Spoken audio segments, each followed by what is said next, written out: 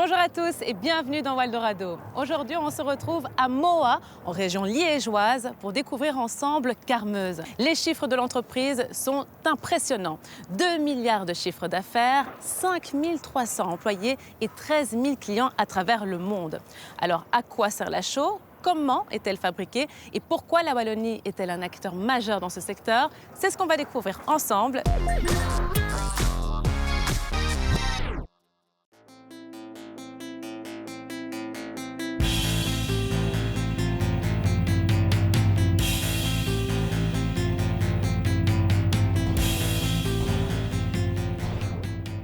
Bonjour Juan. Bonjour Laura. Alors Juan, tu es l'ancien directeur général de Carmeuse en Belgique et aujourd'hui en charge des affaires publiques. Merci déjà de nous recevoir. C'est vrai que c'est impressionnant quand même vu d'ici. Pour commencer, qu'est-ce que c'est Carmeuse ?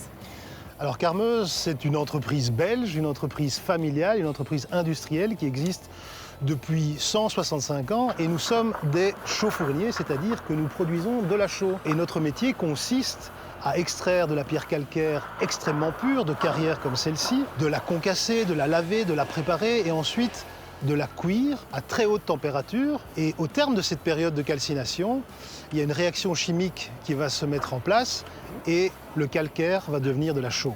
Et ce produit, on le retrouve dans notre quotidien. Il est utilisé pour dépolluer les eaux, pour le traitement de l'eau potable, pour le traitement des fumées, notamment la fumée des incinérateurs. On l'utilise pour produire de l'acier, du papier, du verre, de la fibre de verre, du sucre. On le retrouve absolument partout pour construire des routes, par exemple, également, et j'en oublie. Si bien que chaque Européen, chaque année, consomme l'équivalent de 50 kg de chaux sous formes diverses. Comment tout a commencé pour Carmeuse ? J'imagine que l'entreprise est née grâce aux carrières. Alors tout a commencé dans la deuxième moitié du 19e siècle, au moment de la révolution industrielle, au moment où la Belgique prend son essor, où des industries comme la sidérurgie prennent leur essor en Belgique. Et évidemment, un certain nombre de facteurs ont aidé au développement de notre activité. L'accès à de la matière première, de la pierre extrêmement pure, est une raison importante. L'autre raison, c'est l'existence d'un marché, notamment le marché sidérurgique. Et au fur et à mesure des années, on a développé une expertise tout à fait unique et un savoir-faire qui fait que, selon moi, l'activité chaux-fournière fait partie intégrante du patrimoine historique et industriel de notre région. Alors, parlons un peu des chiffres, Juan. En termes de chiffres, Carmeuse, ça représente quoi ? Je vais te donner 4 chiffres qui vont te permettre d'avoir un cadre de référence. Carmeuse, c'est 2 milliards de chiffre d'affaires annuel, c'est 5 300 collaborateurs dans 21 pays, dont plus de 500 ici en Belgique. C'est plus d'une centaine de sites d'exploitation dans le monde, sur 4 continents, et c'est 13 000 clients qui couvrent un champ très diversifié du paysage industriel. Alors ici, comme tu l'as dit, on est à Moa, au siège historique de l'entreprise, mais en Wallonie, vous avez d'autres implantations. Que font-elles ? Absolument. Alors, on a 5 usines, 3 usines dans la vallée de la Meuse, et puis plus vers l'est. On a notre site d'Ezemont, qui est le plus gros site de Carmeuse en termes de capacité de production pour l'ensemble de l'Europe. Et on a une carrière à Frasnes. Et enfin, puisque nous sommes une entreprise belge, le quartier général de Carmeuse se trouve lui aussi en Wallonie. Il est situé à Louvain-la-Neuve. Mais génial, merci beaucoup Juan. J'ai hâte d'en découvrir plus et de découvrir l'univers de la chaux. On se retrouve en fin d'émission, donc reste dans les parages.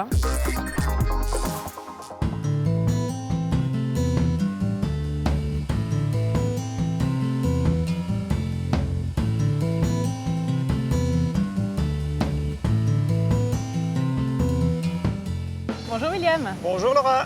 Alors William, changement de décor, changement d'uniforme. Est-ce que tu peux me dire ce que tu portes et pourquoi ? Alors il faut savoir que pour Carmeuse, la sécurité est vraiment la priorité numéro 1. Donc en plus des investissements qu'on peut faire dans nos installations, de la formation qu'on donne à notre personnel, de la sensibilisation, on équipe tous nos travailleurs d'EPI. Alors c'est quoi un EPI ? C'est un équipement de protection individuelle pour vraiment les équiper contre les problèmes, des risques de sécurité qu'on pourrait avoir. Alors William, toi tu es directeur de différents sites, dont celui de Moa où on se trouve actuellement. Quels sont les différents départements qu'on peut retrouver ? On a un département extraction qui est plutôt responsable de toute la partie en carrière. Okay.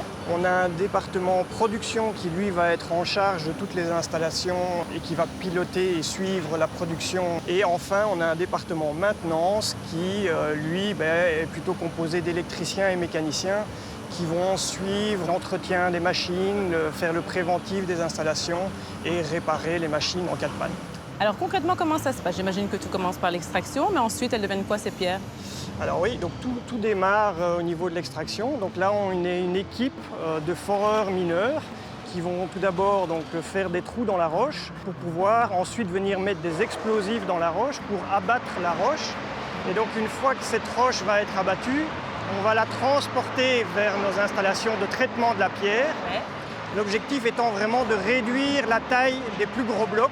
Et donc, une fois qu'on a passé ce processus-là, on va pouvoir enfourner dans nos fours pour pouvoir produire la chaux. Mais comment on devient mineur? J'imagine que ça ne s'apprend pas à l'école. Alors non, c'est réellement un métier qu'on apprend chez Carmeuse. C'est du compagnonnage dans un premier temps. Et puis, ils vont suivre une formation à l'extérieur, qui est une formation certifiante par le SPF Économie. Ça, c'est le processus classique pour devenir mineur. Et vous formez aussi d'autres profils en interne? Les électriciens et les mécaniciens, c'est vrai qu'ils arrivent avec un diplôme, mais en règle générale, toute personne qui commence chez Carmeuse va commencer par un processus de compagnonnage.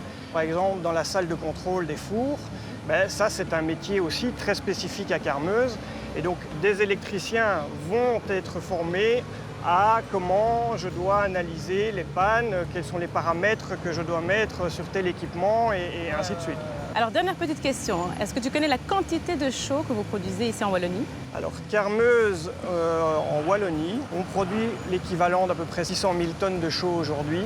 Wow. Donc, il y a à peu près 200 000 tonnes sur le site de Moa et 400 000 tonnes sur notre site des Aumont.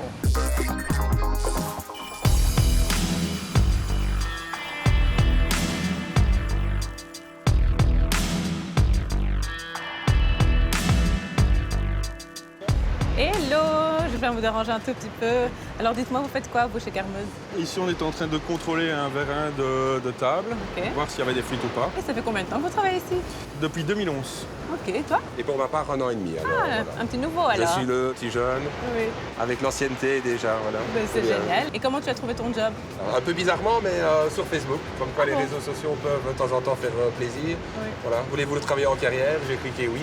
Et donc voilà. T'as bien fait. Et j'ai bien fait. Voilà, je me retrouve chez Carmeuse, je suis chez Carmeuse. Voilà. Depuis 1 an et demi, c'est bien. C'est super. Qu'est-ce qui vous plaît dans ce métier? La diversité du travail, on peut faire de tout sur la même journée. On est à l'extérieur, on voyage un peu, c'est bien. Oui, et puis il y a une bonne ambiance entre vous, j'ai l'impression aussi. Oui, c'est vrai, on peut dire que c'est sympa. Ouais, voilà. Heureusement, c'est bien. Oui. Super, merci beaucoup les garçons, je vous laisse retourner au boulot. Plaisir. Au revoir. Au revoir.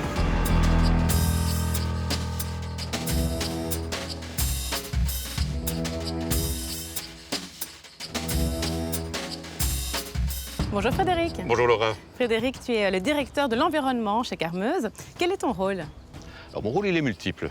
Dans un premier temps, c'est peut-être l'aspect le plus rébarbatif du métier, il faut obtenir toutes les autorisations administratives pour exploiter une carrière.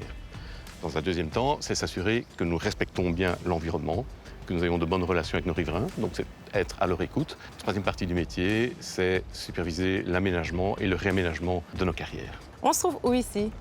On se trouve dans une carrière réaménagée. C'est une carrière dans laquelle le dernier tir de mine, dans la paroi rocheuse ici derrière moi, a eu lieu fin des années 80.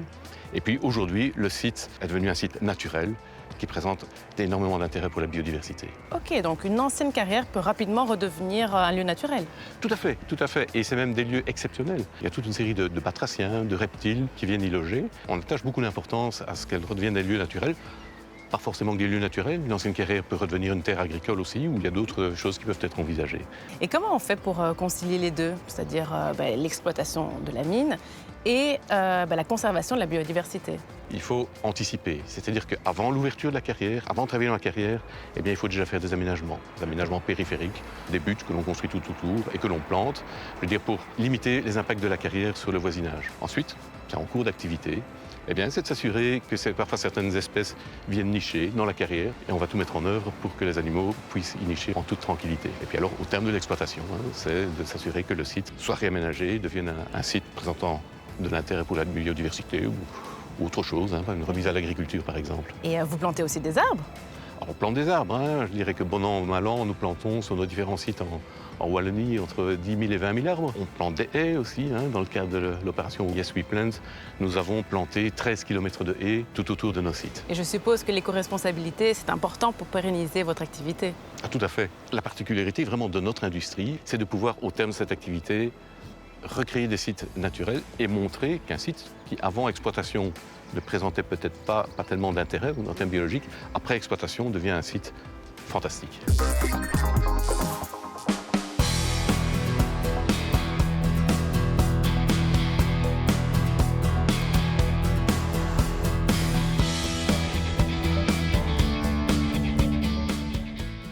Bonjour Élise. Bonjour Laura.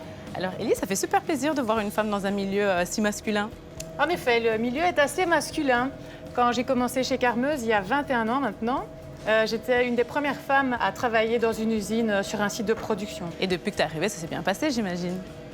Manifestement oui, puisqu'après 21 ans, je suis toujours là. 21 ans quand même, génial. Alors tout au long de ton parcours, tu as eu différentes fonctions, dont responsable du service qualité.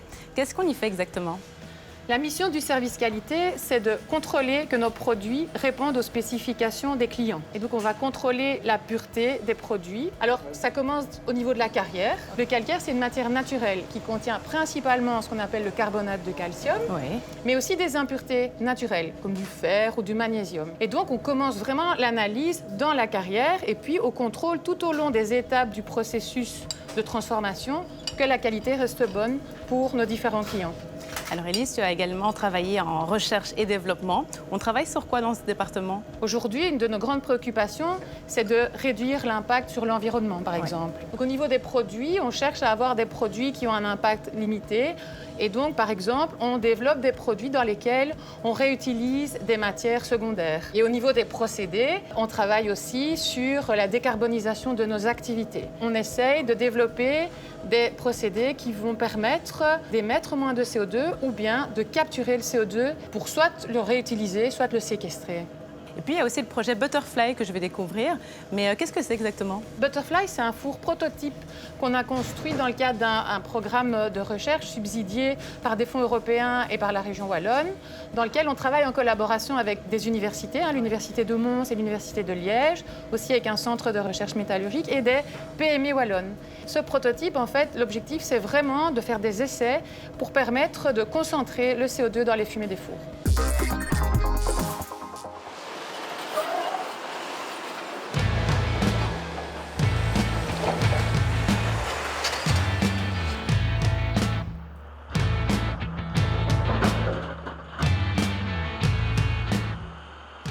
Juan, on se retrouve. Et juste avant, c'était la rubrique Wanted qui met donc en avant les sociétés qui recrutent.